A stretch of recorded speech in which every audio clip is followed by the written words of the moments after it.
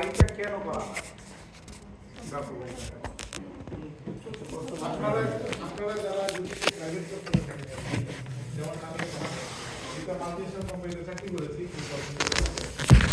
আমি নিজেরাও যেটা করতাম, অনেক বড় বড় ফাইন্যান্সিয়াল হোক, নন ফাইন্যান্সিয়াল হোক, অ্যাডমিনিস্ট্রেটিভ ডিসিশন আমরা কি করি, মানে প্রাইভেট জবে কিছু মেয়ে আমরা আমার বসকে মেয়ে দিলাম, বস এই ঘটনা, এটার জন্য আছে 5 লাখ টাকা লাগবে, এই অ্যাপ্রুভাল, এই জিনিস, এই কনফিগারেশন, এই একটা কম্পিউটার কিনতে হবে যেটার দাম 2 লাখ টাকা। তো বস পরে মিলে দিতে ওকে পুরো শেষ অ্যাপ্রুভাল লাগে। ক্লিয়ার? এরপরে আপনি ওই মেইলটাকে দিয়ে আপনি ওই মেইলের মাধ্যমে আপনি এবার আপনি বাজারে গিয়ে দোকানে গিয়ে কম্পিউটার কিনে নিয়ে চলে আসবেন, অ্যাকাউন্টে বিল দিলেন, অ্যাকাউন্টে টাকা দিয়ে দিল, পে করে দিলেন, চেক দিয়ে দিলেন। গভর্নমেন্ট সেক্টরে গভর্নমেন্ট মানি, পাবলিক মানি, আপনি এই মেইলের মাধ্যমে অ্যাপ্রুভাল নিয়ে ডাইরেক্ট টাইপের কোনো অ্যাপ্রুভাল বা মৌখিক অ্যাপ্রুভাল নিয়ে আপনি খরচ করতে পারবেন না, বা মানি না শুধু গভর্নমেন্ট যে কোনো ডিসিশন, প্রশাসনিক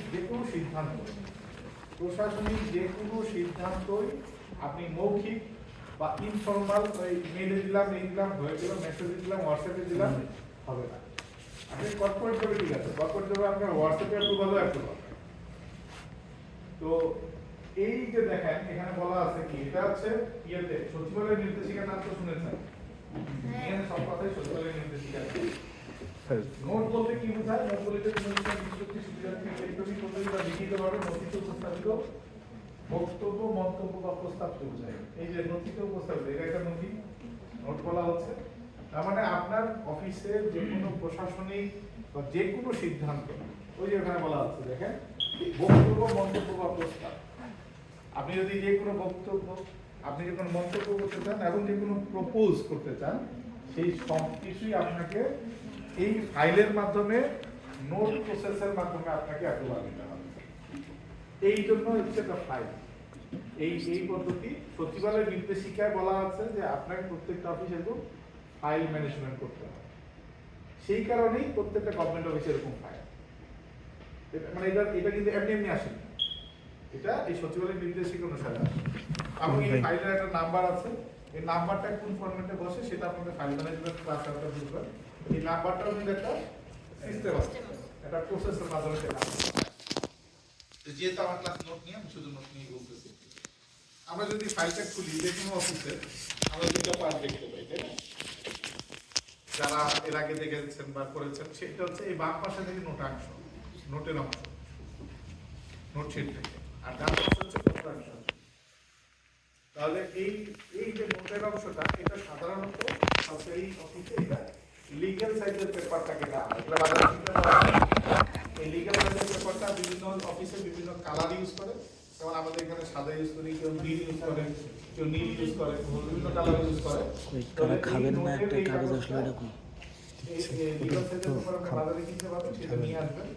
তো যেটা নোটের ক্ষেত্রে পেপারের নাম্বারিংটা কিভাবে হয়, প্রথম নোটটা হচ্ছে 1, 2 এরকম ভাবে 3, 4 করে আপনি যখন নোটটাকে একটা করে কাগজ অ্যাটাচ করবেন, তখন একটা করে ওই উপরে নাম্বারটা দিয়ে দিবেন, পেজ নাম্বার হাতে লিখে দিতে হয়। আর নোটের নাম্বারিংটা কিভাবে হয়, যে আপনি প্রথমে যে ইস্যুটা নিয়ে কথা বলতেছেন সেটা 1 নাম্বার দিবেন, ওই ইস্যু অনুমোদন হয়ে গেল, অ্যাপ্রুভাল হয়ে গেল, তারপরে আবার ওইটা শেষ, আবার 2 দিবেন, এরকম সিকোয়েন্সে এগুলোকে বলা হয় অনুচ্ছেদ। তো এইভাবে করে 1, 2, 3, 4, 5, 6 করে 20টা নাম্বারও বাড়তে থাকবে, অনুচ্ছেদও বাড়তে থাকবে। আমরা তো একটা লেখা হয় না, নিচে 2টা দেওয়া হয়, 2 একদম না, কেন না? নোটের কিন্তু সিরিয়াল সবই থাকতে হবে। আর আপনি যেটা 2 দেন সেটা হচ্ছে চিঠি, এটা চিঠির নিয়ম, এটা খসড়া পত্রের নিয়ম, এক দিতে হয় না, নিচে 2 নাম্বার দেয়। কিন্তু নোটের নিয়ম হচ্ছে প্রত্যেকটা নোটের নাম্বার থাকতে হবে, অনুচ্ছেদের নাম্বার থাকতে হবে। আর এই ডান সাইডেরটা হচ্ছে পত্রাংশ, তার মানে এই ফাইলের যত কাগজপত্র পত্র আছে সব ডান সাইডে থাকে। এটার নাম্বারিং কিভাবে হবে, এটা কিন্তু আমরা নাম্বার পেজ লিখে করতে হবে, সেটা নাম্বারিং হবে নিচ থেকে উপরে দিকে, নিচ থেকে উপরে দিকে। গুড, এটা আপনারা জানেন। এখন এই মানে আপনারাও বুঝেন যে কিভাবে নোটটা লিখতে হয়, তারপরেও কিছু আপনাকে নোট লেখার জন্য কিছু গ্রামার মেনটেন করতে হবে, কিছু রুলস মেনটেন করতে হবে। রুলসটা কি? যেমন আমরা একটা হাইপোথেটিক্যাল একটা ইয়ে ধরি, কেস ধরি, মানে বার্ডের একজন উপপরিচালক, তিনি 15 দিনের জন্য শান্তি বিনোদন ছুটি চেয়েছেন। ফর এক্সাম্পল যে আমরা জানি সাবজেক্ট ছুটি কদিন 15 দিন 3 বছর পর পর। তাহলে 3 বছর পর পর 15 দিন এবং একটা বেসিক স্যালারি পাবে।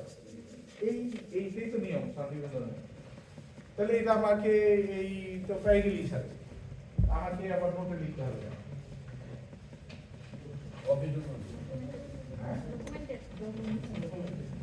ডকুমেন্ট আরেকটা বিষয় হচ্ছে